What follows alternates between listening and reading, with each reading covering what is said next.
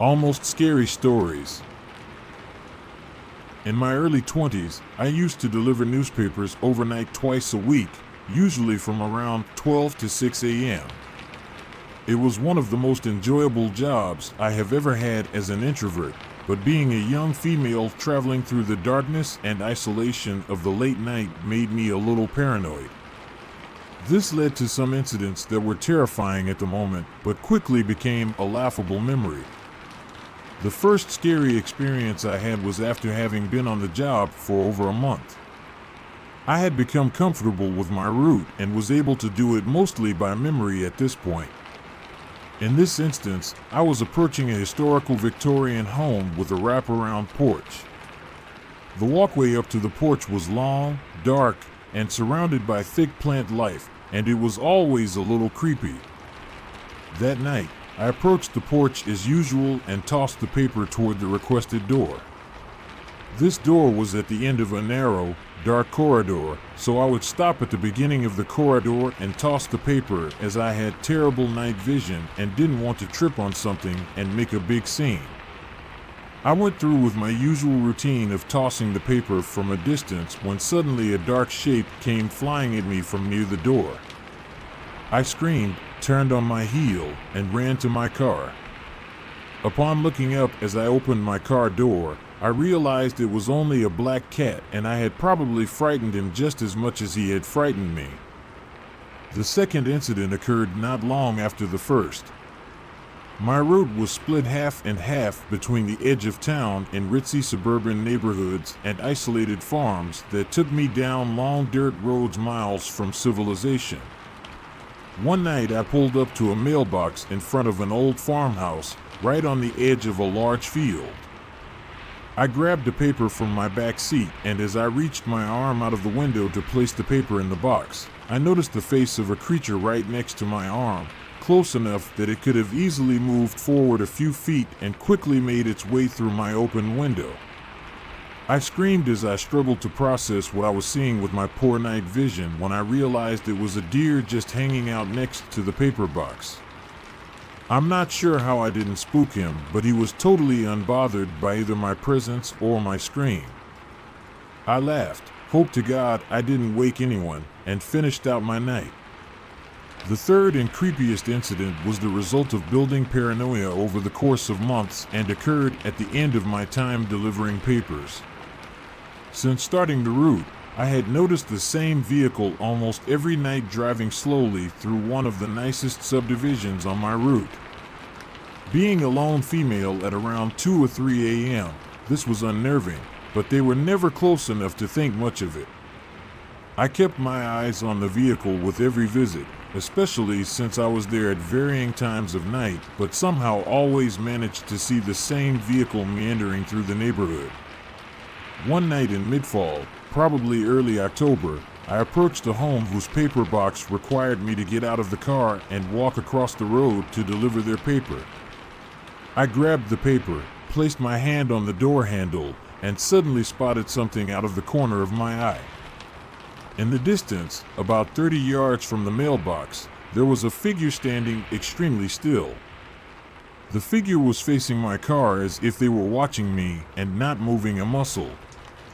The figure was dressed in all dark-colored clothing except for a lighter-colored shirt with stripes made of some kind of reflective material, akin to a construction vest. I immediately thought of the slow-moving vehicle I always saw in this neighborhood. Nope. I locked my doors, took a deep breath, and took a second look. My brain could not come up with a good reason why someone would be standing so still in the middle of the yard at such a late hour nor rationalize what I might be seeing. I was ready to completely abandon the entire neighborhood for the night and come back with someone else after sunrise to finish my deliveries. I decided to turn my brights on and take one last look to confirm that I was really seeing what I thought I was seeing.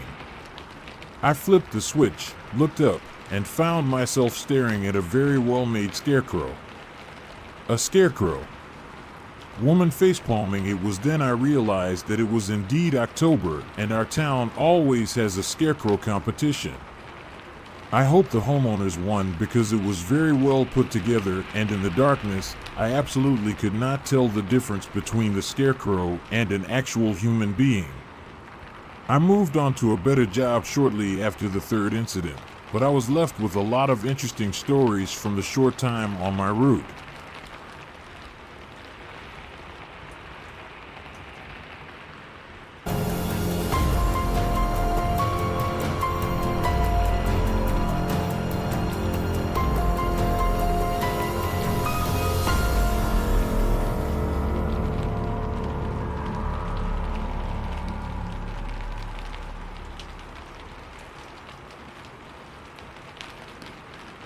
Fourth of July Predator. In 2019, my husband and I were newly married with a 1-year-old daughter. He had recently reconnected with his stepfather, and he invited us to a 4th of July fireworks show with his family in a larger city near us. We had a great time reconnecting and enjoying the show from a distance so as not to upset our 1-year-old and allow her the experience of seeing fireworks for the first time. It was a lot of fun and a good memory as one of our first family outings. However, what happened afterward still haunts my husband and I to this day. After finally exiting the traffic from the fireworks show, we headed to the nearest gas station. My husband went inside to prepay with cash as the price was 10 cents cheaper, and my daughter and I waited inside the car. I always try to be aware of my surroundings, especially in places I'm not familiar with, but it was hard not to notice the man standing in front of the gas station. He was leaning against the brick wall, struggling to sit still, eyes darting back and forth among the various customers at the pumps. When he noticed me in the car basically alone, he immediately locked eyes with me and didn't look away. His gaze was incredibly intense and made me very uncomfortable. Like all women, I'm used to the usual gas station creep who can't stop staring and might even make a weird remark or two. But there was something about this man's glare that was deeply unsettling. There was an emptiness behind his eyes and a primal element to his stare. I was very relieved when my husband returned to the car moments later. My relief did not last, however. The man became agitated upon seeing my husband's return. His face became angry and his gaze shifted quickly back and forth between myself and my husband. He began getting antsy again and started pacing back and forth, never taking his eyes off of us. My husband noticed this too, and began watching the man trying to figure out what his deal was. The man then made a beeline for our car, and my stomach dropped to my knees. Something was deeply wrong, and I was terrified of what was about to happen. As he made his way over, my husband told me to lock the doors, and I gladly obliged. As I learned from talking to my husband later, when the man approached him at the pump, he recounted some sob story about his girlfriend abandoning him there and asking for a ride home. My husband said that the entire time he was telling his story, he was staring at me in the car. While he already found this guy scary, he said he immediately understood the man's intentions and began trying to get him to leave. He told him that no, we were sorry, but we couldn't give him a ride. We needed to get our daughter home and we weren't traveling anywhere near his direction. The man insisted, pleading his case with my husband. With each refusal, he got angrier and angrier, and while I couldn't hear the conversation inside the car, I noticed the change in his demeanor and I was terrified he was going to get violent. After several refusals, my husband pulled out his phone and told the man that if he didn't leave us alone, he was going to call the cops. The man gritted his teeth, gave me an angry glare, and walked back to his previous post at the front of the gas station. My husband quickly returned the nozzle to the pump, closed the tank, and jumped back in the car. As we sped off, I took one last glance behind me, and the man was angrily watching us leave as he puffed on a cigarette in front of the station. When he got back in the car, my husband was pretty shaken up. As we drove away, He told me what the man had said and how unnerving it was that he wouldn't take his eyes off of me while talking to him. He said he was terrified the man was going to try to force his way into the car because of how insistent and angry he was becoming. He was surprised and relieved that the man actually walked away. Needless to say, this was one of the most unsettling experiences we have ever had, and I don't want to imagine what would have happened to my young family if this man hadn't given up when he did.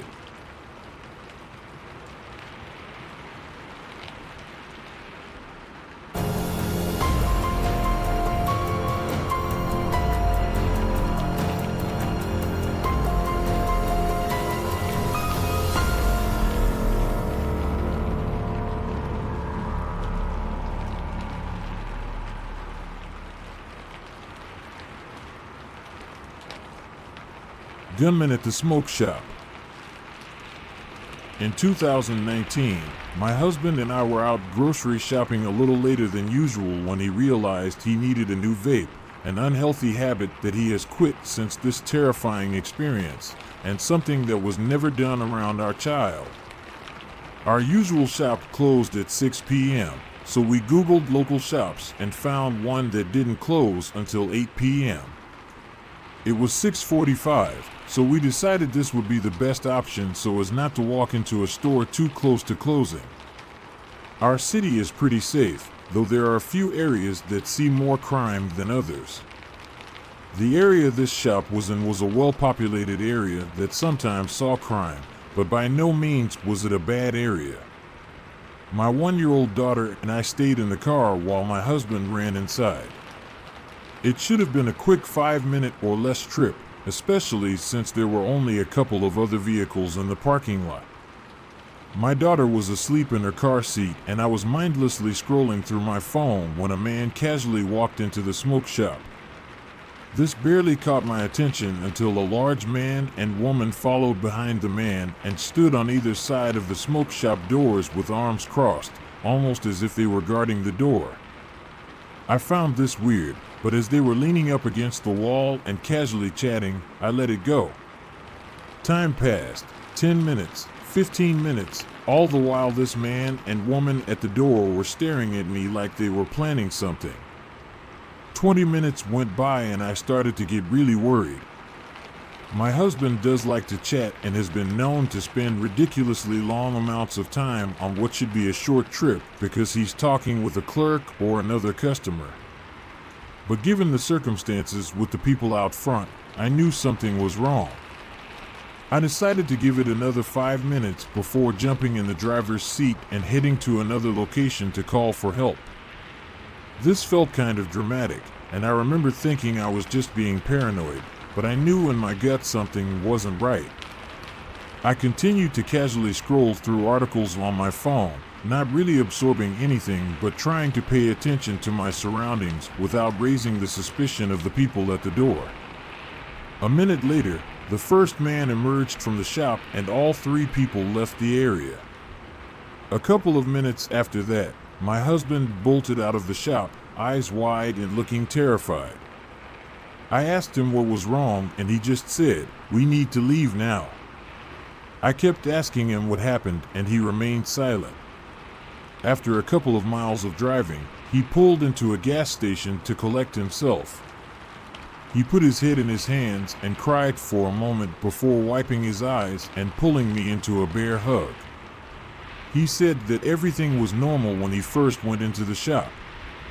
He had a casual interaction with the clerk, and as he was surveying his options, the first man came into the store, pulled out a gun, aimed it at the clerk, and began screaming about his money.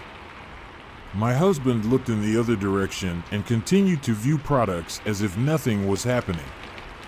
The man looked over to see his response and said, "This guy knows what's up." He didn't see anything. My husband didn't acknowledge the man and continued about his business. The man with the gun continued screaming that the man behind the counter had 1 day left to get him his money. After almost 30 minutes of this, the man left. The clerk apologized profusely to my husband, gave him his purchase for free, offered more free products, and begged him not to go to the police because his life would be at stake. To this day, we have no idea what we stumbled into, but I think we all were extremely lucky to have made it out unscathed.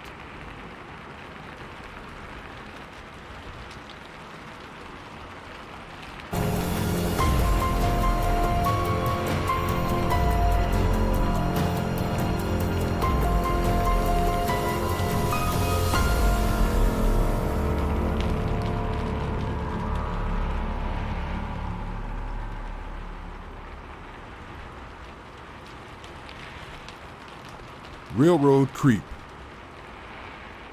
In the summer of 2000, I turned 8 years old. I lived in a small, 1-square-mile town in the Midwest that had virtually no crime. My parents had recently decided that it was okay for me to ride my bike around our small block by myself. This new sense of freedom was very exciting, and I indulged every chance I got. Our block was in a small neighborhood bordered by a defunct train station from the 1800s, a lumber factory, and a small stretch of woods that bordered our only park. I would ride down my street, turn the corner where the road ended onto the parallel street housing the train station and lumber factory, and then make my way back around to my own street. While the parallel street was somewhat isolated when the factory wasn't operating, there were still many houses on the road with families playing outdoors and older residents working in their yards. As a kid with severe anxiety, my parents tried to encourage my independence when they could. This incident occurred on a sunny August day in 2000. My friend and I were riding bikes together near my house, soaking up the last days of summer. We had ridden around the block a few times already and were feeling very independent and excited about growing older and gaining the trust of our parents. On this particular day, there weren't many people outdoors, if any at all. I'm not sure why, as this was business as usual and it wasn't particularly hot, but we didn't pay it much attention at 8 years old. The lumber yard was not operational as it was a weekend, so there was next to no one in sight. We decided to go around the block again, and as we rounded the corner onto the street with the lumber yard, a beat-up white pickup was coming down the road from the opposite direction. As the truck neared us, it slowed almost to a stop, and we saw a balding man in dirty clothing. When our eyes met, he smiled a creepy smile, revealing his very few poorly cared for teeth. My friend and I thought this was weird, but didn't think much of it as it was a narrower road, and in our small town, it was a courtesy to slow down for children on bikes. Even strangers smiled at each other in passing here, but there was something about his smile that spiked my anxiety. We continued pedaling down the road, expecting the truck to round the corner at the end of the road. Instead, the man pulled a U-turn and drove toward us once again. As he approached, we again slowed down and stared as he passed us. At this point, we were both definitely afraid, but thought we were overreacting to the situation. We decided then, though, that if he passed again, we needed to get home quickly. We hatched an escape plan, plotting to cut through the neighbors' yards in the middle of the block. This was a big deal because we had always been instructed never to cut through anyone's yard, but given the gravity of the situation and that we were familiar with all the neighbors, we decided we would be forgiven if it caused any problems. As the man approached the intersection at the end of the road, we fully expected him to continue forward, thinking we would laugh about our paranoia later. But to our horror, the truck pulled another U-turn and hurried toward us. Without hesitation, we immediately pedaled as fast as we could through the nearest neighbor's yard and back to my house before the man could even get close to us. We dropped our bikes in the driveway carelessly and ran inside to tell my parents what happened. My dad immediately went out to search for the truck, but by then the man was long gone. My mom called my friend's parents and informed them of what happened. When it was time for her to return home, my dad drove her and her bike home despite the short distance. We never saw the man again. I'm not sure what exactly he intended to do, but I'm glad we never had to find out. I didn't ride my bike again for the rest of the summer.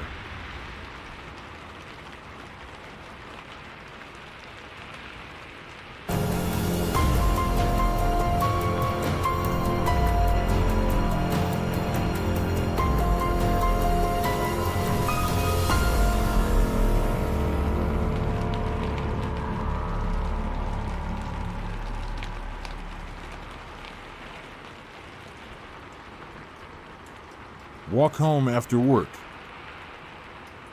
When I was about 17, the year was 1980, so there were no cell phones.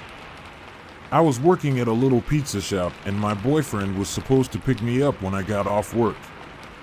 It was between 10 o'clock and 11 o'clock, and he didn't show up.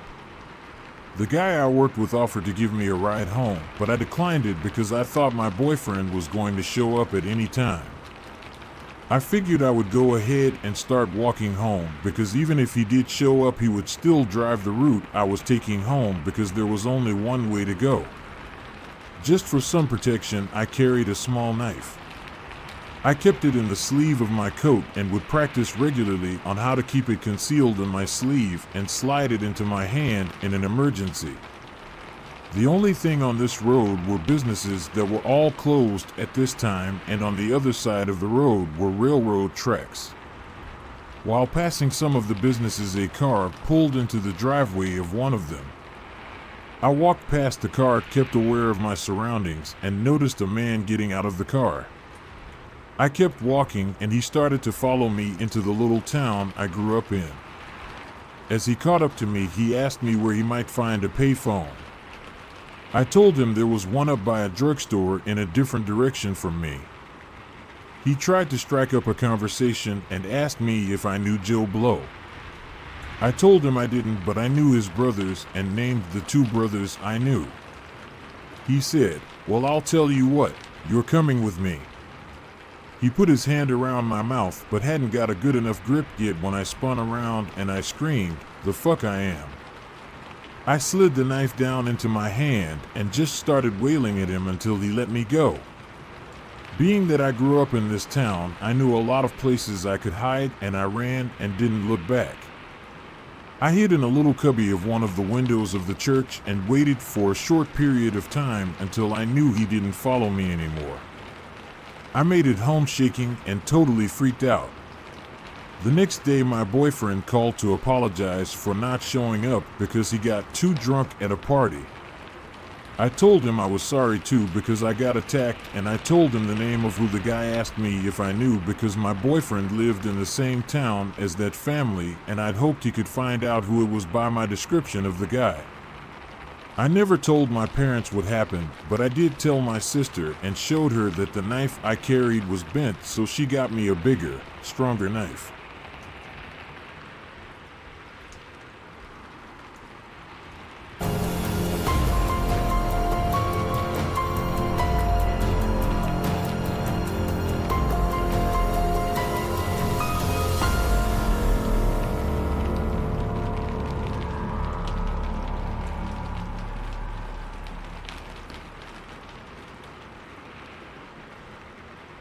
Milady Loon is missing.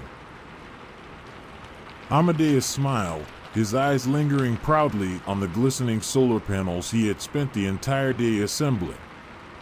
He decided to display it atop the roof of his home, which was nestled just under the hills of the stretching valley that moved into mountains higher than the eye could see. Beads of sweat collected on his forehead, and he could smell the stink of his day's work beginning to waft around him. Desperately, he needed a bath.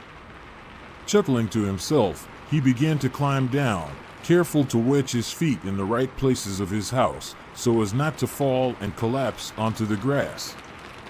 "Amadeus, you have outdone yourself," he praised himself, short of breath as he tried and almost failed to descend the wall of his house gracefully. 12 hours of work. How he had not completely fainted or given up was a miracle to him. An absolute miracle. The wind swept the grass, swaying at his feet, touching lightly at his ankles as if to say, You did well today." And, oh, didn't he believe it? He sighed, satisfied with himself, turning to enter his house. That was, until another force of wind swept over the valley, causing him to turn to the view of his home. No horizon could be met from where he was. Everything around him were walls of grassy hills and rocky, sometimes snowy mountains if he dared to look close enough. His horizon was not smooth and beautiful, but rather rough, ridged. Unremarkable, but still a striking sight. It was something he had always appreciated about his home, something he had always found so comforting, and it was that his little corner of the world was mostly hidden, protected. Where everywhere else was plain in sight, and there was no hiding most of the time, his little corner of the world, his home, was mostly shaded by the mountains and hills that surrounded him. It was calming, the valley. But he had not realized. And when the thought finally settled within him, followed by that sinking feeling, it was much, much too late. He, in fact, was very well hidden within the valley. Too well hidden. His home was almost never in direct sunlight, let alone his roof, which meant his 12 hours of useless work was exactly that. Useless. Wasteful. And how he had praised himself so highly before, how idiotic it all felt now. How stupid it all felt. He stood there, frozen for a moment, trying to decipher his own thoughts, trying not to panic. It couldn't have all been for nothing. It couldn't have. He took a deep breath in at first, allowing the fresh air to enter his lungs, and raised his head to the sky. Soon it would be nightfall and the stars and moon would be welcomed into a black sky, the sun completely out of sight. His thoughts flooded with possibilities. Impossible, dangerous possibilities. But perhaps if he was lucky, solutions. He couldn't very well move the house. It would be much too heavy and much too time-consuming to even attempt it. After all, he had spent all the time and effort putting together the solar panels on the roof of his house that it would be completely wasted if he was forced to do it all over again and demolish and reassemble the house to move it. No, he would not do that. But perhaps, with a little touch of magic and an immense amount of luck, he could move the sun. Well, not him, of course, but if by some miracle he could get the sun to move for him, well, he would go down in the history books, wouldn't he? Suddenly the idea seemed very appealing. His thoughts began to race for ways to do it. How could he pull off such an impossible thing? Could he dare? He moved to the dirt, snapping off a piece of a branch from a nearby tree, and using the sharp end to draw on the ground. Brainstorming, he made a list of things he could do. Summon the sun? Try to attract it with the shiniest materials he could find. Call upon it with the use of vulgar insults? None of those seemed at all effective. He knew of no ritual to summon the sun. In fact, he didn't think anyone had ever successfully brought the sun to their door or moved it. But he knew one ritual. Something his aunt had taught him many years ago. She had been rich in knowledge of the occult and had once successfully summoned the moon. A secret she had told no one but Amadeus. And he had kept that information locked away and had never found an opportunity to use that information until now. The moon was not the sun, but they were close. Where one went, the other would follow. He was sure of it. Jumping up, he scratched away his other options on the dirt and flung his head to the sky. Still not completely dark, but any sign of the sun's yellow light had faded. The only thing left was the remnants of its rays in the sky. A dull gray and faded blue. Not even a cloud. A hint of the stars had appeared, but no sign of the moon just yet. Amadeus rushed inside his house, grabbing a piece of paper and writing as much as he could remember of the ritual his auntie had taught him, as if all he had remembered since the years she had taught him would suddenly vanish the moment he needed them. He wrote everything in painstaking detail, gathering the herbs he had in his kitchen and forming a salt circle on the grass for protection. He reread the order of the ritual again and again before beginning to attempt it. Never before had he summoned the moon or done any sort of magic this grand and dangerous. So, he made a mental note that the odds of this being a success were slim to none. So very near impossible. He wouldn't even attempt it if he hadn't known that his aunt had done so and succeeded. After he was done with reading and preparing every ingredient he needed, the moon was in plain sight. High in the sky, illuminating the valley in its bright silver-white light. Enchanting. He began the ritual, focusing hard on the inflections of his voice as he spoke loudly and sprinkled the herbs on the ground. I hoped there wasn't anyone watching who could see what he was doing. How strange he would seem. Then he began the dance, digging his feet into the ground and drawing symbols into the dirt with his legs, waving his arms around the way his auntie had taught him, allowing himself to be one with the night, making sure he stayed within the protection circle. He repeated the ritual about 5 times in perfect succession, never once making a mistake. And by the 6th time, he was exhausted, collapsing onto the ground and laying his head flat on the grass, staring up at the sky. The midnight canvas was sprayed and scattered with stars, the rays of the moon's light bathing him with a brightness he had never witnessed before. Could it be that the moon was shining brighter from his ritual? Or perhaps he was imagining it, and it in fact wasn't doing that at all. It didn't matter. He didn't know. All he could do was wait. To his amazement, and wait, he did not need to wait for long. The moon began to descend from the sky, leaving a trail of silver light behind it. It shrunk to the size of a mere playing ball and landed at his feet, floating above ground. He blinked, mouth agape, unsure of what to say. What does one do when the moon comes to visit? Hello, he managed. No response. The moon gave no response, and he felt almost stupid for trying in the first place. But he remembered what his auntie had told him, that he should never mistake the moon for stupid. That the moon would always understand, but may sometimes prefer to be silent. He cleared his throat, aware of the great power he had before him, and it suddenly occurred to him to bow. He simply stood there, fiddling with his hands as he prepared a broken explanation for why he summoned it. I was wondering if perhaps you may help me to convince the sun to move its position in the sky. The moon did not respond. If you do not mind, I will hide you away from sight, and you will be returned as soon as the sun agrees to move. Is that okay? No response. But the moon did not make to move away or return to the sky. It simply stood there, as if it wasn't even listening. As if it was soaking in the world. He took it as a yes, and carefully grabbed the moon, gently moving it into his house, and placing it snug inside his wardrobe, under a pile of clothes. Out of sight. All he had to do left was wait. So, wait he did. First came the stars. They moved like worried children, lost and searching for their parents. It was beautiful, and Amadeus would have enjoyed it if only the risk of being found out was so close. They searched the valley like fireflies, floating around worriedly.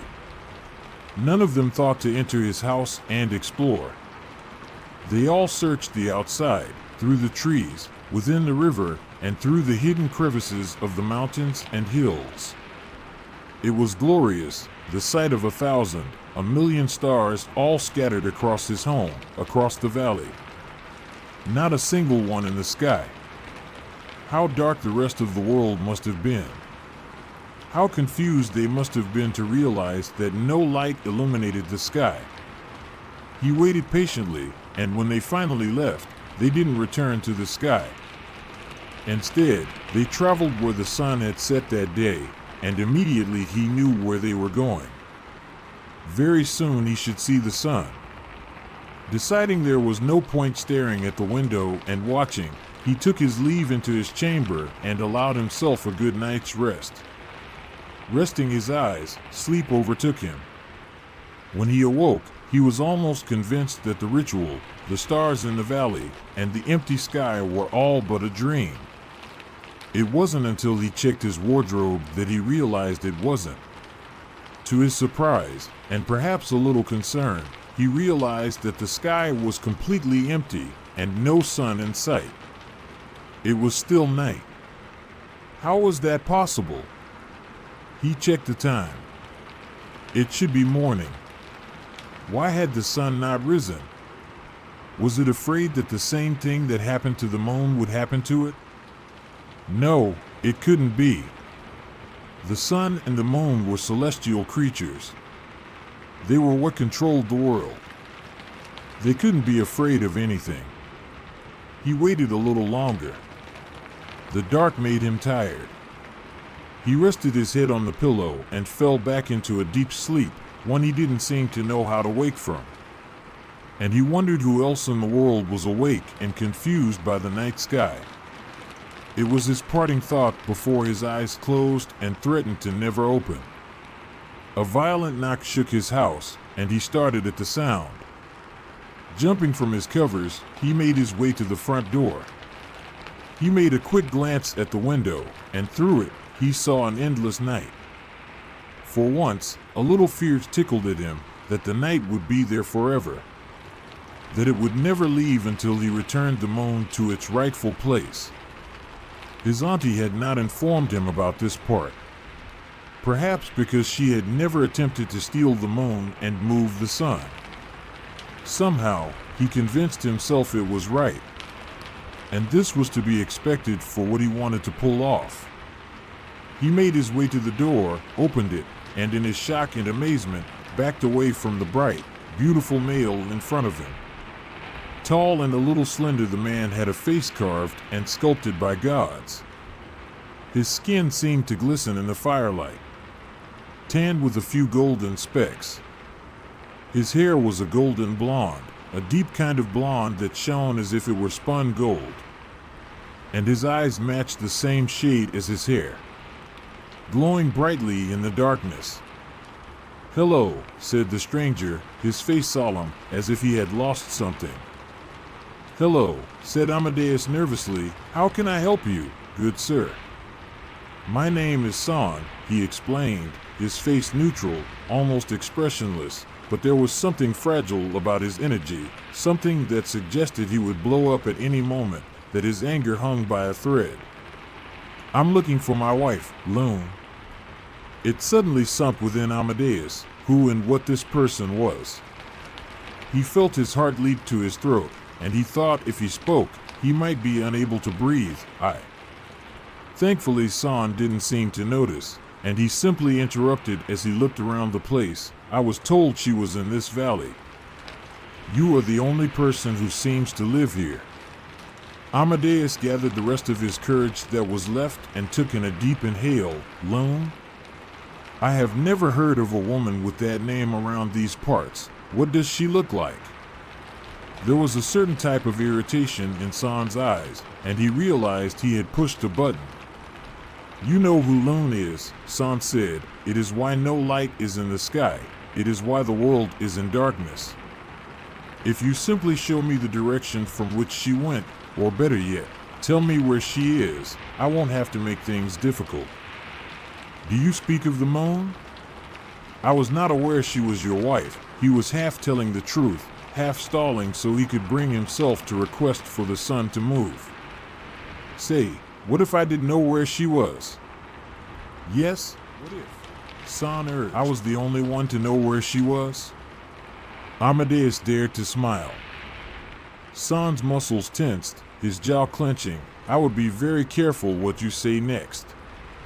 You cannot kidnap the moon and expect no consequences. And who will issue those consequences? Amadeus asked, beginning to get much too bold. You?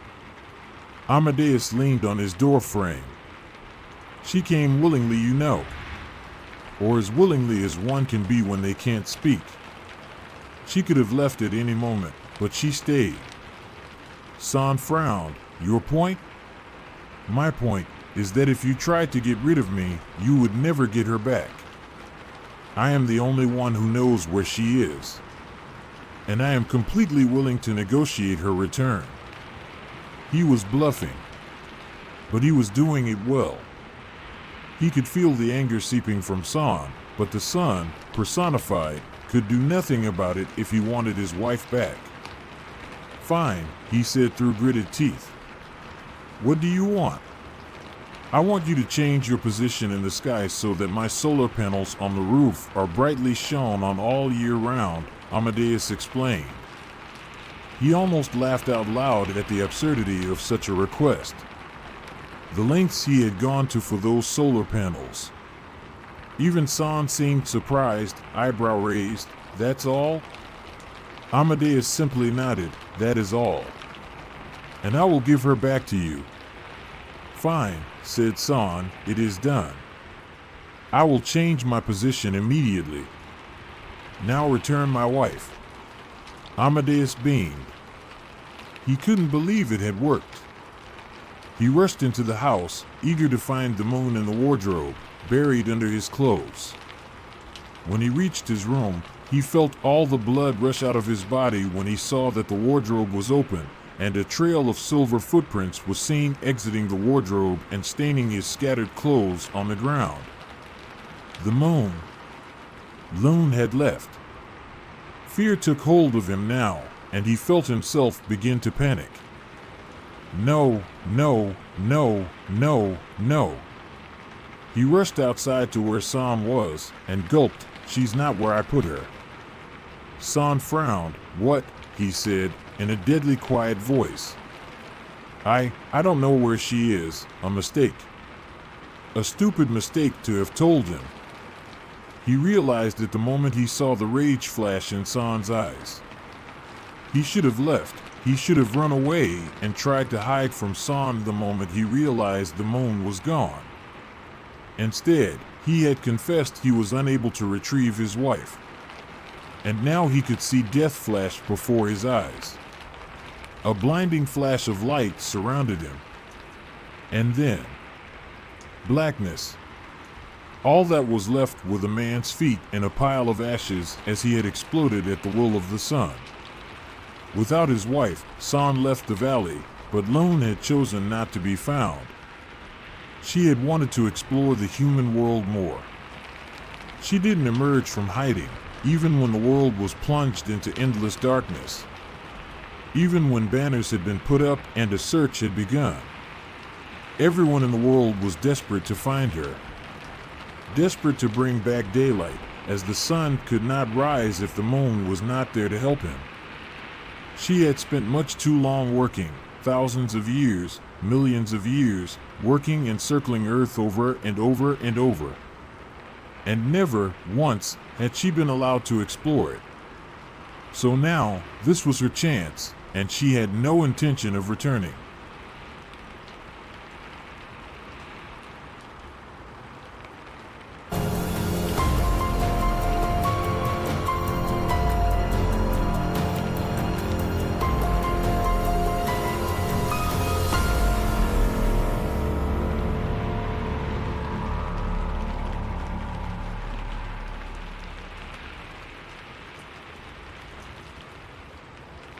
The day the devil came to Texas. I went to a Renaissance fair for the first time in my life in 2017, at age 28. I was super excited to finally go and had a few items I was going to look for. The day of the fair was very fun.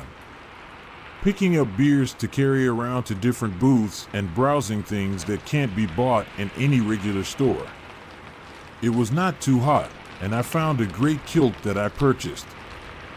But something happened that day that turned the next 2 days into some of the worst of my life. By the time I went to bed that night, my head was swimming and my vision was mercurial, but that can easily be explained by heat, alcohol, and exhaustion. The day after the fair was a Monday, and I had to be at my still new job before 8 a.m. in downtown Dallas. Driving to work is when I started to feel that something was terribly wrong with me. I noticed this first in my reaction to music. If I started listening to a song, I had to finish it, even if I didn't like it. The voices of the classic rock songs I know by heart had shifted up or down a half step in timbre. I also was starting to literally see the music laid out on the freeway in front of me. By the time I got to work, I was pretty freaked out. I felt like I had taken a hallucinogenic drug, but the thing was, I didn't take anything. I don't like the idea of hallucinogenic drugs because if anyone was going to have a bad trip, I knew that my neurotic and macabre brain would make it happen. I also have severe catsaridophobia. Mock me if you want, but everyone has a story behind their worst, visceral fear. While I was sitting at my desk and talking to my boss, the chief operating officer, I saw dozens of Satans, cockroaches, crawling around the walls and floors behind him. I also felt like I had to hold onto my desk to keep from falling over. My boss's voice was constantly changing decibels, and I was just trying to keep it together for dear life. Trying to work that day was hell. At one point, I had to go up to the wellness room in our office, meant for breastfeeding mothers, so I could lie on the floor in complete darkness and silence for an hour. While I drove home that evening, the bizarre reactions to music intensified. If the songs changed tempo suddenly, it freaked me out. If there were high and low notes rapid fire in the song, I could barely breathe. I will never be able to listen to The Devil Went Down to Georgia the same way again. That night, I tried to enjoy this unwelcome trip with something solo and NSFW, with disastrous results. One of the most physically painful nights of my life. The next morning, I felt a little better but was not back to normal. Because I took no drugs, I was legitimately worried that I was having a psychotic break. I have an anxiety disorder, and my mental health has struggled over the years. I ended up calling my psychiatrist's office to beg for an emergency phone session. While I described everything I had been experiencing, he listened patiently and said that I could have slipped something at the fair, but could also be experiencing a psychotic break. When I got to the NSFW disaster, he was completely shocked by what happened and said there was no way in hell my brain did that to itself. The conclusion was that someone slipped a cocktail of very powerful hallucinogens into one of my beers. To add insult to injury, I learned that the most powerful drugs like that also get out of your system the fastest. For that reason, I still don't know what some cruel person gave to me for God only knows what reason. I held it together with my job and left with no lasting effects except the confusion and curiosity that I still have 6 years later.